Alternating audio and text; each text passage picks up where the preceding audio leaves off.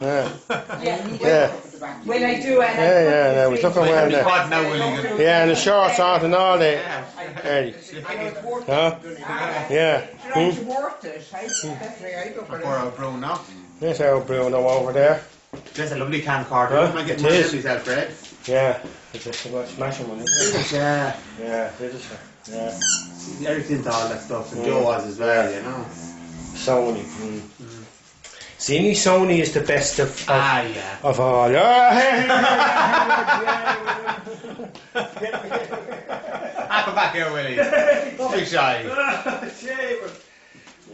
Don't be shy. Doesn't work. Doesn't work well. Doesn't it, Nah, not working at all. It's working all right. Nah. Can't get it to go at all.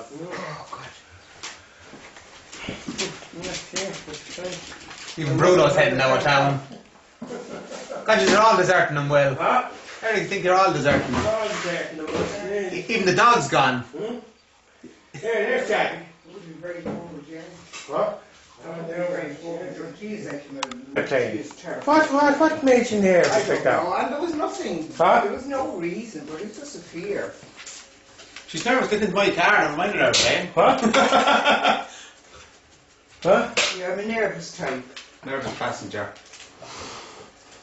And Would you not get into an aeroplane, no? No. I don't mind how high I goes around to keep my feet on the ground.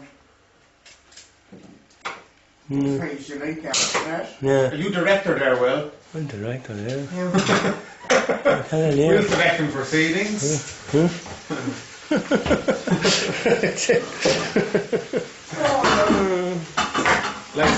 It's a lovely camera, all right. And it's grand the way you can hold it like in the hand. Yeah. You know? It is lovely, Eric.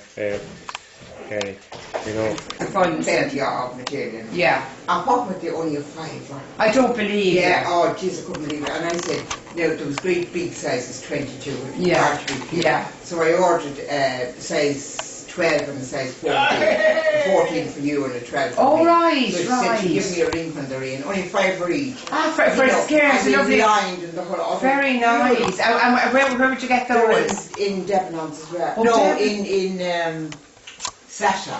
Oh, Sasha, right, gorgeous, right, gorgeous. right. Elasticated waist. Very perfect. Yeah, Yeah, the black and white. Either a white or a black blouse. Yeah, they'd be gorgeous. Yeah. So it'd be interesting. Right. to Oh, see I'd how be she'd interested. able. Right, She said she wouldn't be able right. to get them in. She rang these and they didn't happen, but she said she will certainly get them. Right, She said, right. Give me a ring. And elasticate, that'd be perfect. Elastic with all Yeah, the- they're very I comfortable. got Yeah. gorgeous. Now, Yeah. there was some in red and white, but I didn't like that colour. I No, thought the red would be it very vividy, wouldn't Yeah. it? It'd be very vivid. Yeah. And they were in blue. Yeah. But I thought the black and white. That would be beautiful, very, very So I classy like it, looking, yeah. very classy looking, yeah. And as well as that, Or like, fibre, you for can me, go. like, it'd be slim and type of thing. Yeah. You know, you can, like, you're so slim at any But stage, you then can I wear ordered anything. I Yeah. ordered 2 of them, one in 12 and one for All right, 14. right. Oh, God, that's great. Which is And will they still be the same price, or will it I become said back with to the normal same price. price? No, that'd be the price. Oh, that's And, all right. Reduce from 45. Oh, for God's sake, right. I couldn't Jesus. leave them behind. I said I'd have to. I was raging the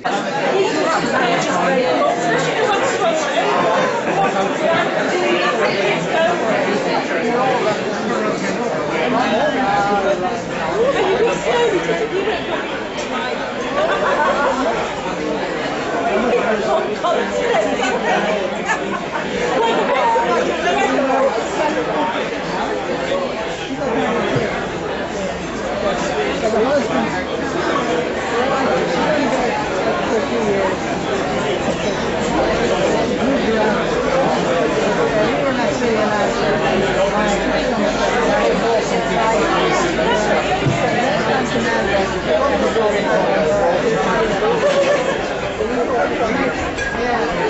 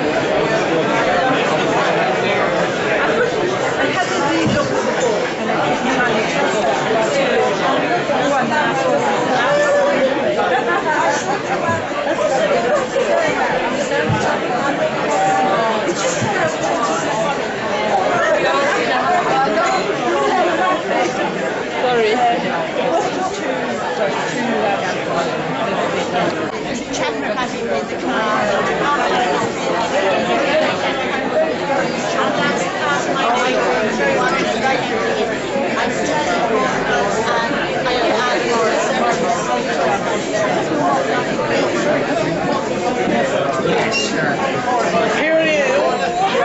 Congratulations. Thank you. Thanks for coming. The bag man, when I read the note, they call me the bag woman, so you're good company. Yeah.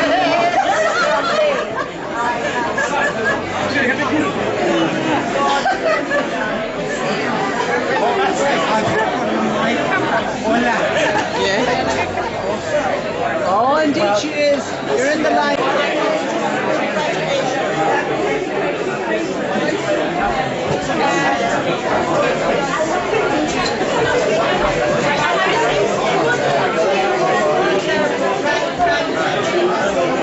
Get your gear together.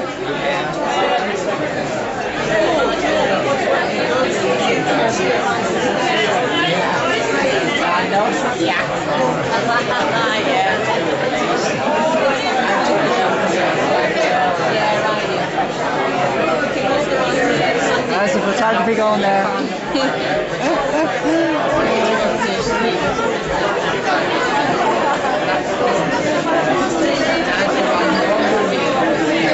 You know Mancini and Nico from Tanzania. No, They live over at Sankar. from Nigeria. Yeah, I know, yeah. They've been here for years. My father John Loud actually is from Sankar. He works over in, he's been working over as a missionary over there in Tanzania for years and years. And we're part of a group called Torres, which means we kind of get together containers and send them over to Tanzania. You know? Yeah, So okay. it helps people too. You know, we've built hospitals over there, dispensaries, trade schools, and, you know, with stand up for a minute. Okay. There, if I can get it.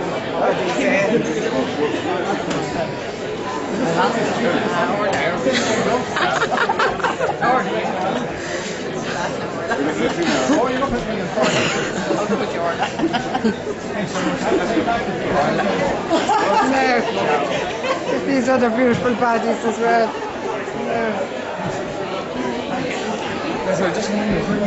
Sorry, what do you say?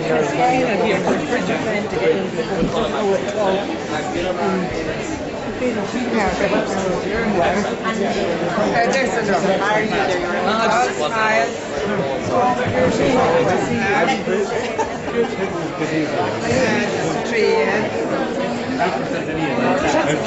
I have to get out. They're all smiling, right?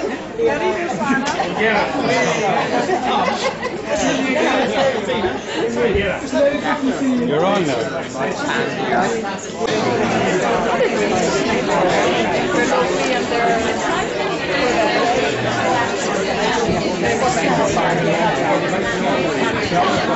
Oh yeah.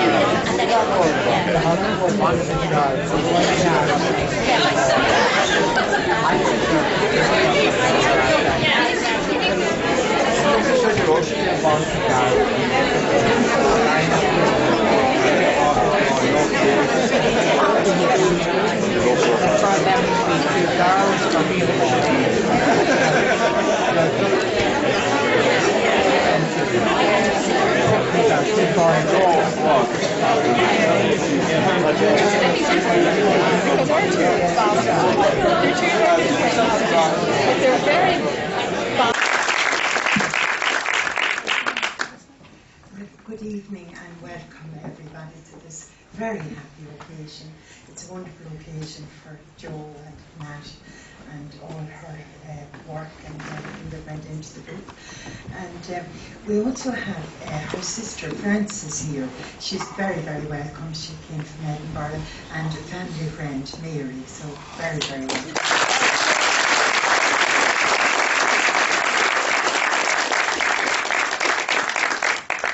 We welcome Alan and Fionnuala Dukes, the Irish Missionary Union representatives, members of the Mater Hospital, Dave Keneally Columban is chaplain to the Boy Scouts in Punchestown, the Dundalk folk, and the Franciscan Sisters for Africa, and the Doyles from Mount Medic. And of course everybody else, friends and neighbours, all very, very welcome.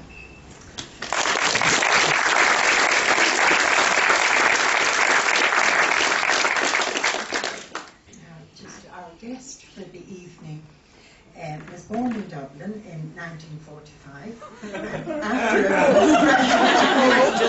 I was very tempted to say 1845. I'd never hear the end of it.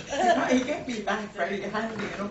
But anyway, after a postgraduate degree in international trade and economic integration from UCD, he was appointed economic advisor and subsequently chief economist with the Irish Farmers Association.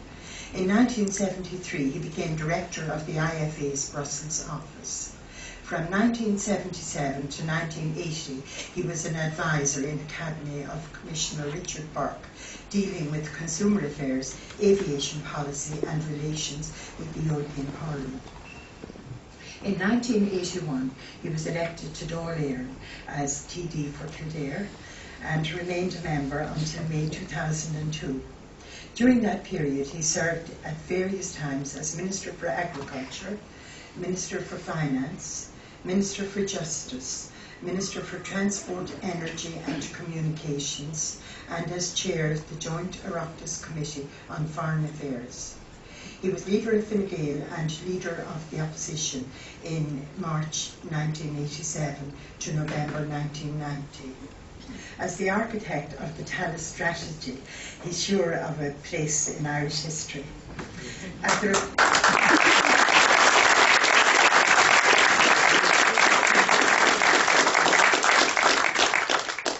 request of the Irish government, he chaired the AgriVision 2015 group, which reported in 2005 on a strategy for the development of agriculture and the food industry.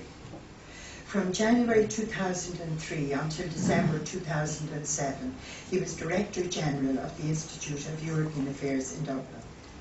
He is currently a public affairs consultant with WHPR Dublin. In April 2004, the President of Poland awarded him the Commander's Cross of the Order of Merit of the Republic of Poland. In June 2004, the French government appointed him an officer of the Legion of Honour. He's married.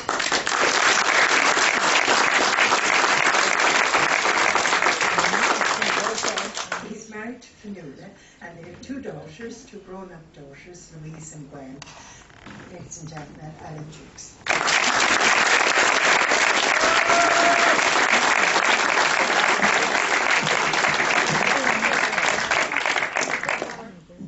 Thank you, Fiona.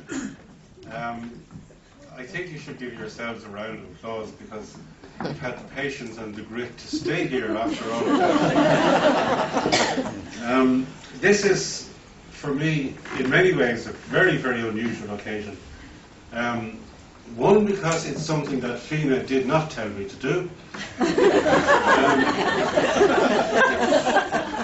And another because, and this is much more important, because it's an occasion when we can get together to pay a real tribute to a very, very special person indeed, to Jo.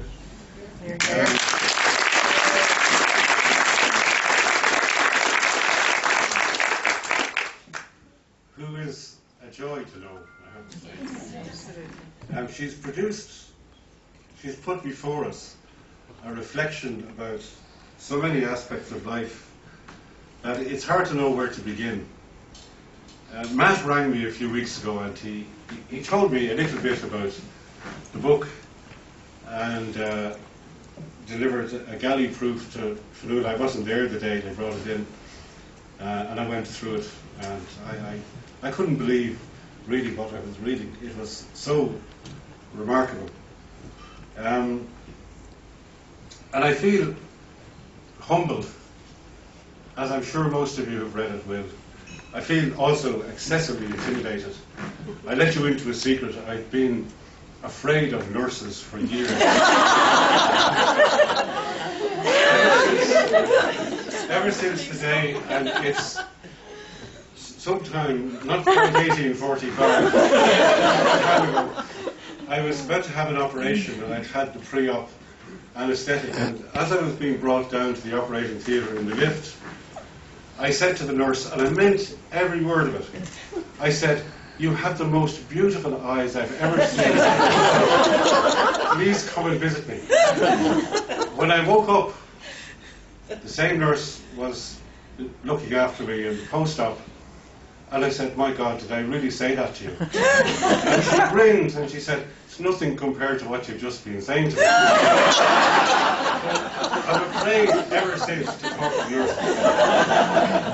But Jo has really changed by that. This book, although it seems quite a little book, it's 170 pages, it has 16 chapters, but there is an immense amount of reflection.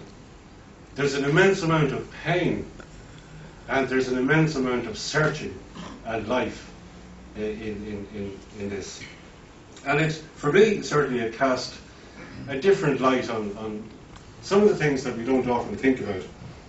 Jo could have been Irish. She's kind of honorary Irish now. Everybody comes up in the world, you know.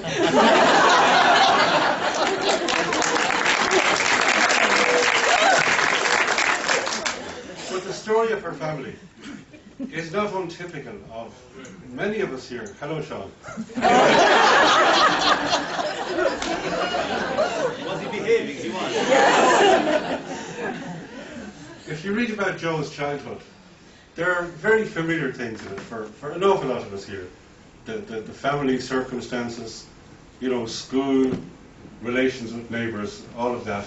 And the fact that she took the path in life that she did. First, as a nurse, thank God we have lots of them, and then as a nurse with a particular mission. And I think that comes out of this book very well. You know, we all know people, and we don't think too much about what they do, but if we think about it, we all know people like Jo who really have a sense of mission about what they do. And we find a lot of those in the medical professions, the nursing professions, the caring professions. We don't often think enough about that.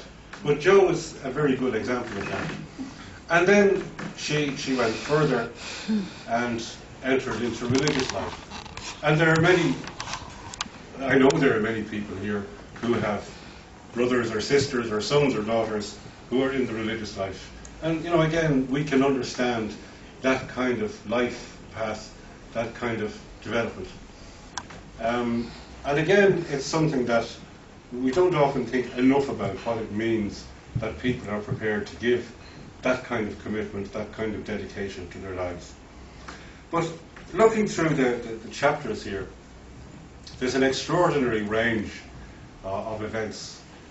Jo was when she first went to Uganda, she found herself, I think, to her great surprise, and she was intimidated by it, but with a great deal of responsibility thrust upon her very, very quickly.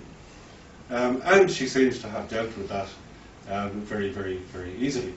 It's no wonder she has Matt, you know. This lady has authority. But that whole episode brings home an awful lot of things to us. Of course, Uganda, and indeed many parts of Africa today, have enormous problems. And there are many people involved there who have to learn very quickly when they get involved in it. And that's something that Joe points out very, very clearly going through this book. There were very difficult circumstances, and there was a coup in Uganda while she was there. It produced so many tensions and so many difficulties. One of the interesting things, of course, is that, and I talked to Joe about this last week, that people deal with these things in a whole host of different ways, and one of them is really at the heart of this book. But people deal with a lot of these things in the most kind of tension-breaking ways. I mean, there's a scene in the book where the compound is under attack, and Joe and one of our colleagues, they rush, in a very suspect fashion, they rush upstairs to the room of an Italian colleague. He even has a beard. And he says, as they rush in, he's holding an axe to defend them. He says, "This is a great scene. I know of no other way of getting so many women into my room." It shows one of the ways that people deal with these kind of tense situations. They find a way to put it into a context that they can deal with while they're getting around the real evil of the situation that they're in. And that was evil. And she goes on then to talk about the realities of the war that happened, dealing with so many people who were mutilated and still living in need of treatment. There's a chapter in it called Life and Holidays in Uganda, and it shows a particular side of Jo's character that I think is really very interesting. She has a very fine sense of priorities. After a very difficult situation in which they were all hauled out of their minibus and marched, in one case, across a bridge, Jo was brought back to the minibus that they had, and she explained to her friends afterwards that they shouldn't worry too much. There was a lot of provisions in the minibus which were taken, and she said, "It's okay, they didn't get the beer." And incidentally, Matt, you might have noticed, it was homebrewed beer.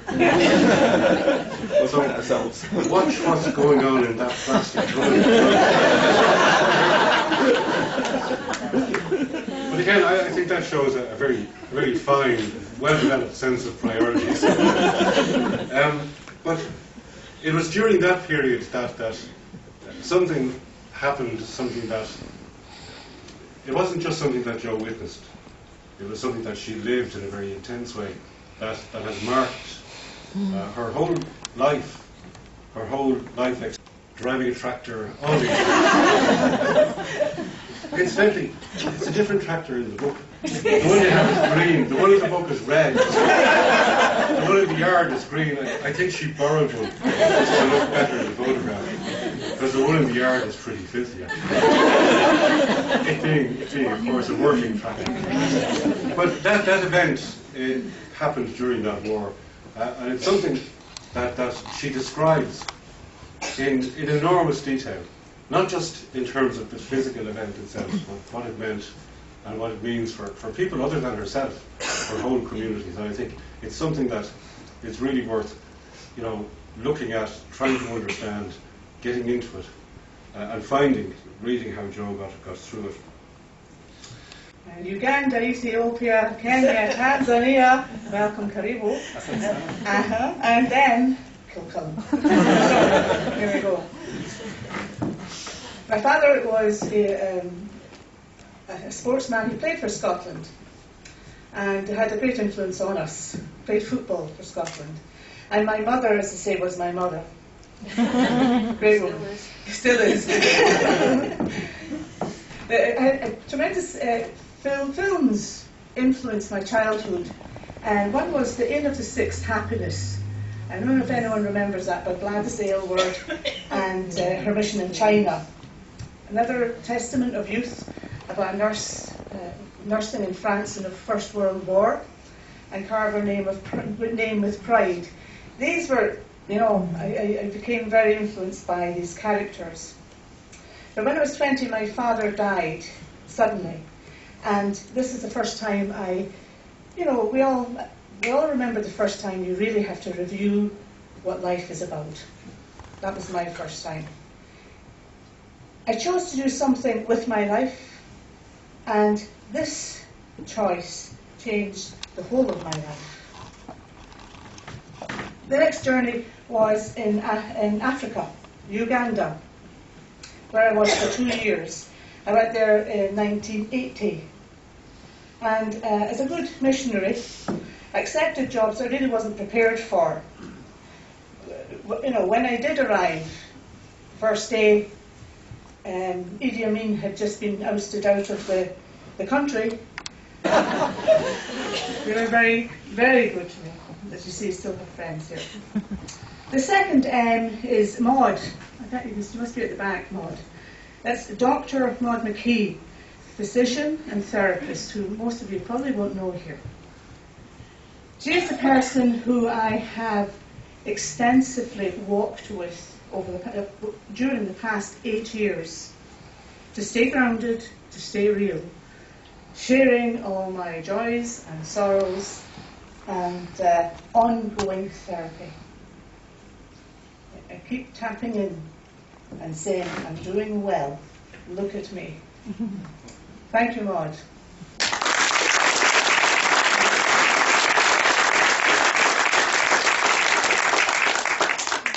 And then the last M.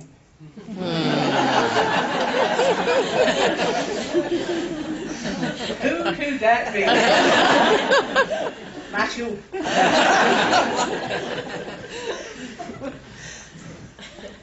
To hear this great love story, the Titanic has nothing on us, man. We've been practicing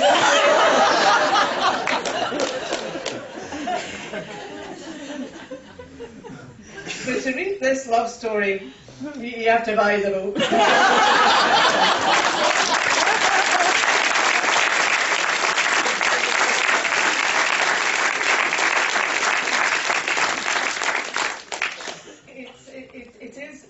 It's what Alan has said.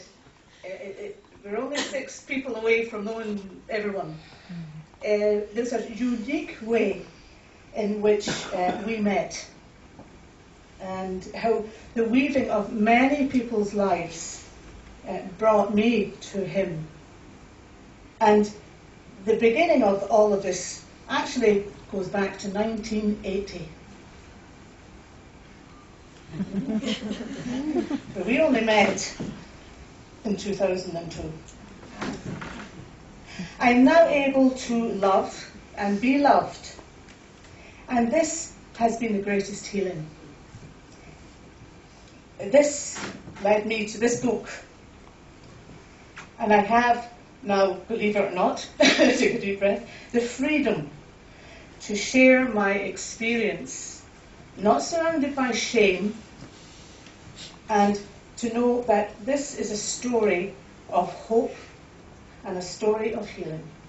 So thank you for listening.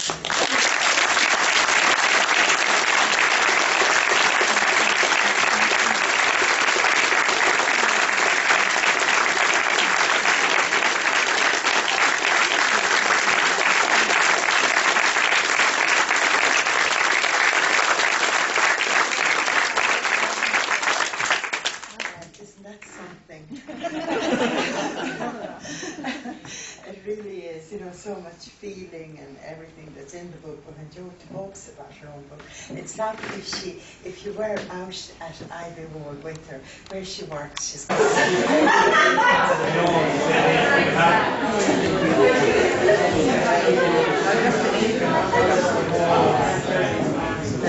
My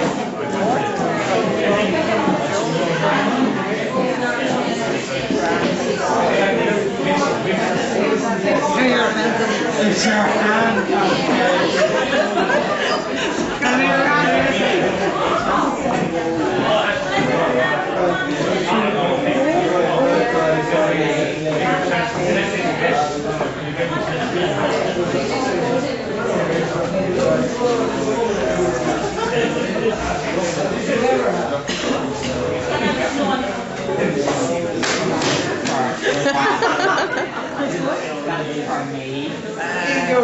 Hanson was married in the job.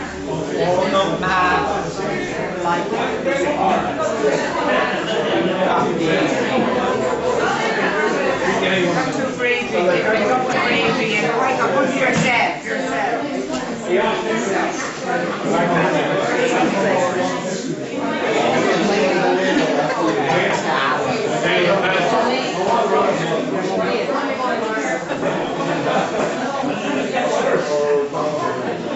That's gonna be crazy.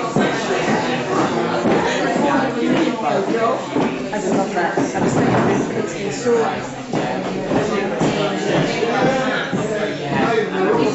and the coach when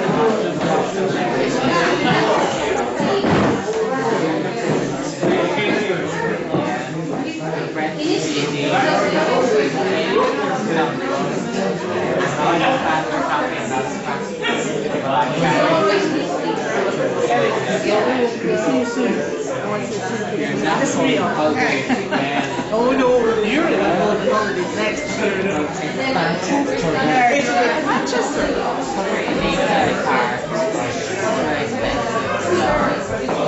Actually, it wasn't the best because we talked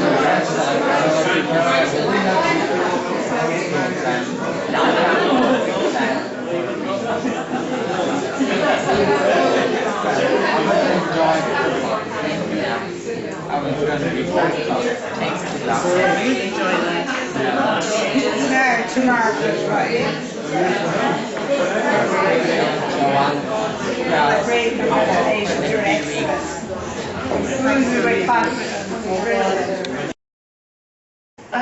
I have to say, I hope anybody that I wrote in the book can read it because I lost my glasses at the bloody launch and only half the people with this turned up because it wasn't only RTE who thought it was dirty book. But Kim Dawes didn't like it either, and the invitations, because the word prick was on the invitations in the title of the book, spanned half the invitations. And I lost my glasses, and I have this kind of macular degeneration reference. I have very special glasses, they're bloody expensive, so I'm not getting another pair. And, but it has actually enhanced my life, because the day before yesterday I saw 2 dogs. And they wandered along, and I got close to them, and they got close to me, and as they got close to me, I saw there was 1 crow. So I said to the person I was see, that's the great advantage of having bad eyesight. I've seen 3 times as much as you have. Because I saw 2 ducks, and then I saw 1 crow. You know, and I can see plenty. Believe you me. But anyway, I wish we'd had longer to discuss all this, because what you raise is a very important point. But it's my decision to stay in. And I completely understand. Where does your fighting spirit come from? My what? Your fighting spirit. And I wouldn't like to be against you in an argument. Well, look at the 2 sides of my family. Norris just means Norseman. No, so I'm a Viking on my father's side. And my father's family, right back to the time of Queen Elizabeth, were involved in the Navy. So it's there. It's extraordinary the way genes come out. And my mother's family were Fitzpatricks from next door, just down the road, Leash. But the only Fitz are not Norman, the Mockula family, son of the servant Patrick. And when my grandmother married my grandfather, she was warned that she was marrying into the most humoursome family in Ireland. And it was always said of the Fitzpatricks, they were the best friends and the worst enemies that you'd ever had.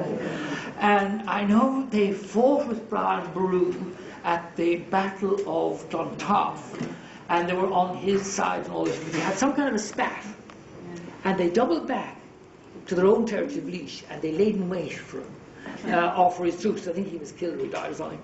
And they bet the bejesus out of them at the Battle of Gorton, the Clay, and stole all the plunder off them.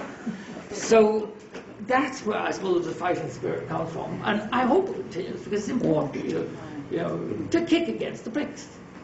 You know. But you have to get angry. That's the thing. I'm usually quite a nice person, but I agree with Swift. You know, the salva indignatus, savage indignation, injustice. I hate it. Yeah, it's chilly this morning. I think it's freezing. That's gorgeous, Yeah, I love the thing in her hair. It's gorgeous. It is lovely. I'm sure a headband or whatever they're called. I don't know. Well, now Mikey can have a good look at you now, Alva. Oh, no. Kids, you dressed to kill. I know, that's what I'm saying, when you love it yourself. Right. Yeah, where'd you get all the style? I know. Plenty of money there, sure. She'll bring us shopping someday. She's looking, she thinks she's flipping Middleton. She only wants to wear things once and then fire them. It has to be new every time she goes out. Oh, that's gorgeous on you. And did you bring your Snow White outfit to show Nanny? Yeah, it's in my bag. In her bag. She's What's that? Got a gorgeous Snow White outfit. Ah, lovely. God. So you don't know what we're going to dress up tomorrow, but there will have to be face paint. So. Nigerian. No, but... Where are you from? London. Oh, London. I'm Oh, London. lovely. Whose name is that? Is that his? Is that it? Eric is here. You want to say hello to Eric? He's here. Hello, Eric. How are you? Fine. Where's TT? Huh? Titi is here. Oh, Titi, come and say hello to Eric. We don't want to take too much of your time. Titi. I was wondering. How do you know them? She's... is she Oh, lovely hair. She's a beautiful girl. Oh, my goodness. She's gorgeous. Show off your hair for the She's camera. a beautiful... Oh, my goodness. She's very like you, Ola. Very... That's very exotic. Anyway, nice to meet you. Okay, we're on video. And now just... He saw the news play and I just... right, I just want to...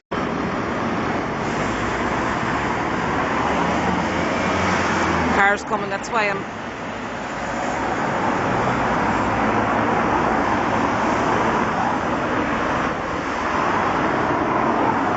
No. It's not a good place where we're he must be one of your favourite uncles, is he? What do you think, Laura? But you not have your lollipop.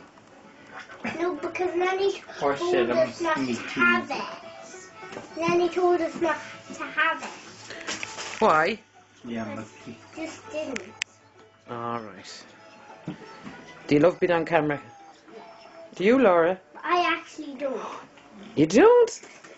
Mikey loves it. Do it all day. Oh, I just phoned these fired up again.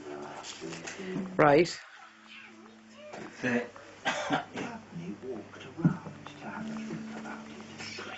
Who's on, Alva?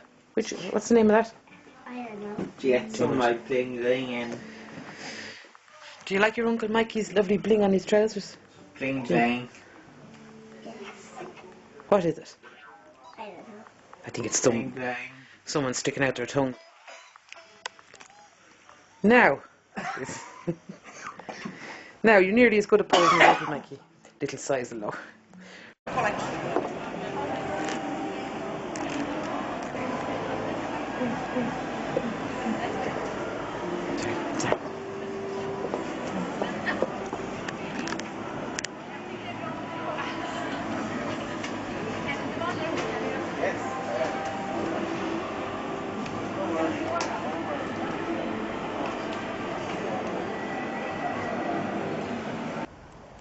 Well, Laura nearly fell in the jar. I said, I hope they enjoyed their last one. I think they're bronze. And there's geese behind them. The what? There's geese over here as well.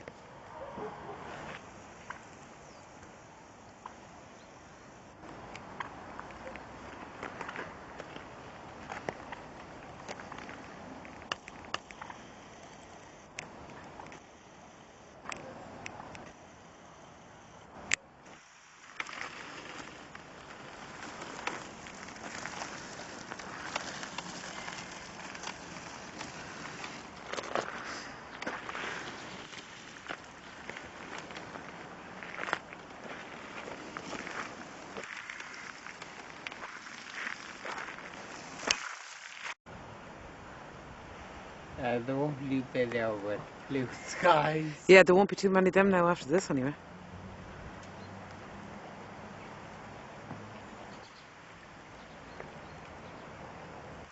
You've no battery yet left, Eric. It's coming up. It's flashing red. Shit. Got me battery.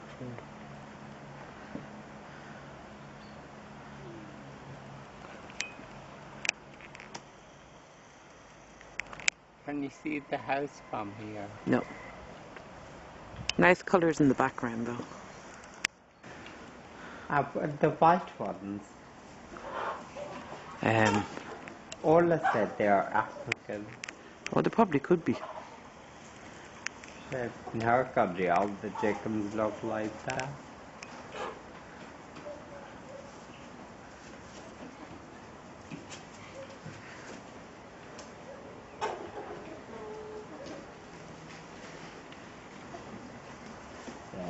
No.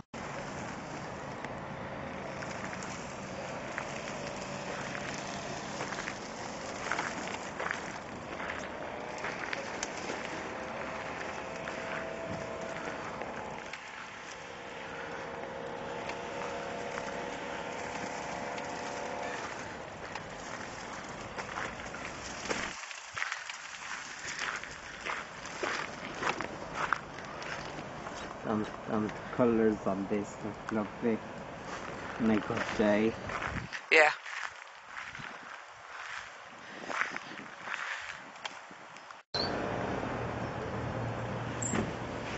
Just want to get a little bit nearer the chickens.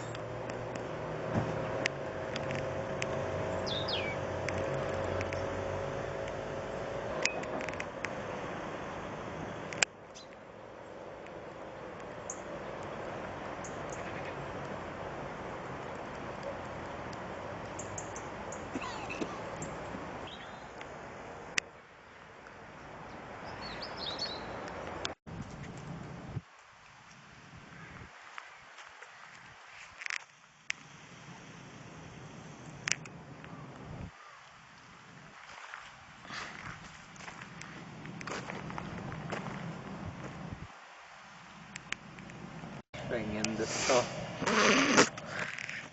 Just take some of it.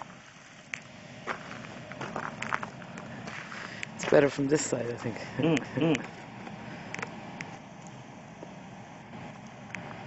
Bling bling. Eric, I'm recording. We can see Eric with his new jacket and Julio with his new poncho. Completely multicultural. So it seems to be that you have just arrived. Eric is begging for an euro. And now Marta, and we can take a look at the Royal Palace. Good. Here we have the Royal Palace, which is quite amazing. And this thing over here is the opera.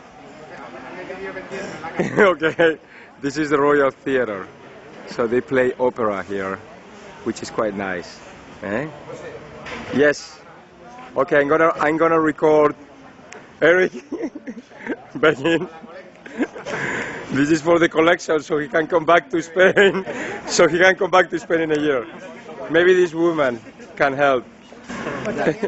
Muy bien. I'm gonna take a photo. Thank you. She's gonna take a photo. Hombre, le diré a mamá I'm recording. que quede con los niños Sí. y le llevaré a Erika a ver el Look, we have monasterio. Lucia here. Pero que tienen caballo. Pero yo te Exactly. la llevo. Ah, vete con Eric y yo te llevo de caballo. Es que se hace mucho más. That's a good idea. Fíjate, yo he ido a la fábrica y ya me he quedado sin ver esto. El monasterio de mañana, aunque de hecho no hace frío. No lo sé, pregúntale a la una. ¿Les llevas tú? ¿Cómo haces? Eric, hello. How are you, my friend? You have to speak in Spanish. Everyone else is speaking in Spanish around you. Borja, say something in English to Eric.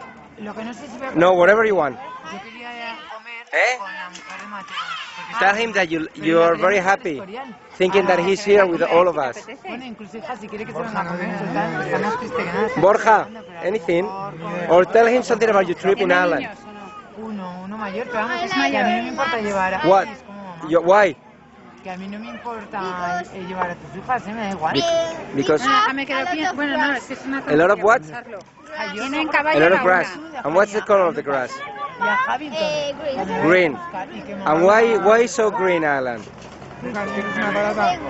Why? Because it's raining every day, Borja. You have to think about the answer. It doesn't stop raining, and this is something that Eric loves, right? He loves the rain because he likes to see all green around you. ¿Dónde está Lucas? Borja, dale un abrazo a Eric, que te estoy grabando. Muy bien, muy bien. Charlie, está ahí. Vale, ya hemos parado de grabar.